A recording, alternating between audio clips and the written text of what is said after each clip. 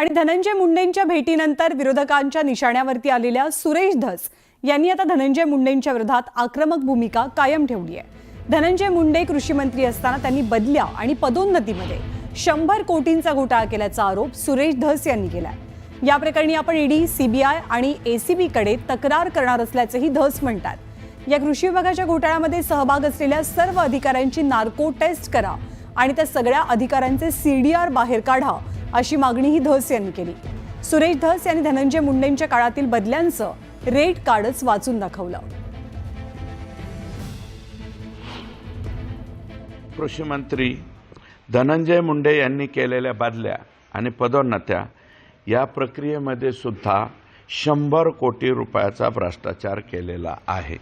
CBI, ED, anti corruption department Maharashtra म्हणजे ACB Maharashtra, माननीय मुख्यमंत्री की माननीय राज्यपाल, केंद्र सरकार यांच्याकडे सविस्तर पुराव्यासह तक्रार दाखल करणार आहे।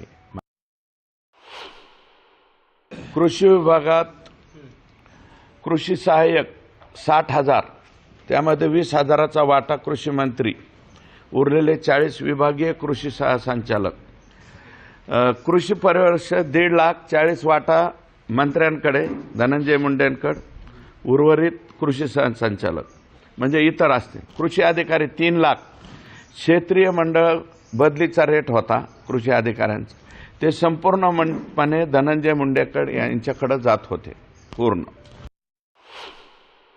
सरकारने काय केलेलं आहे की हा जो बदली अधिनियम झालेला आहे तो सगळ्यात खाली अगोदर अधिकाऱ्यांनी करायचा आणि नंतर मंत्र्याकडे। 70 ते 80% हे बघितलेलं नाही, 20% सुद्धा पाहिलेलं नाही। सर्व बदल्या व पदोन्नतीमध्ये तत्कालीन कृषी मंत्री धनंजय मुंडे, प्रशांत भामरे, रविकिरण पाटील यांनी कृषी आयुक्तालय स्तरावरील संपूर्ण महाराष्ट्रात ठराविक एजंटची नेमणूक केली होती। अर्धा मराठवाडा पाण्याखाली बुडालेला असताना, कमराइतकं शेतकऱ्याच्या कापसात पिकात पाणी असताना रश्मिका मंडाना आणायचं सुधारतंय ना। रश्मिका मंडाना कोणत्या काळात आल्या? अरे अख्खा मराठवाडा पाण्याखाली बुडाला होता। हिंगोली गेलं, परभणी गेली, बीड गेलं निमार्ध म्हणजे पलीकडचा पाट, संभाजीनगर गेलं, जालना गेलं, नांदेड गेलं पाण्याखाली, सगळा धाराशिव गेलता, लातूर गेलता, हाहाकार उडाला होता। या हाहाकाराच्या काळात तुम्ही रश्मिका मंडानांना आणू नये असं माझं मत नाही, पण कोणत्या काळात आणता?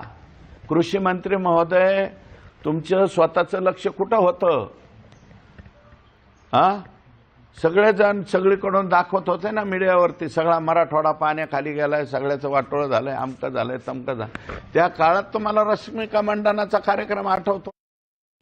आणि गेले काही दिवस सातत्यानं होत असलेल्या आरोपांच्या पार्श्वभूमीवर धनंजय मुंडेंनी अंजली दमानियांवरती निशाणा साधलाय।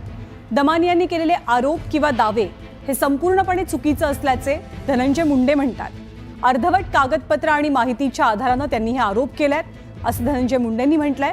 आणि अंजली दमानियांच्या विरोधात आता फौजदारी याचिका दाखल करण्याची भूमिका धनंजय मुंडेंनी घेतली आहे।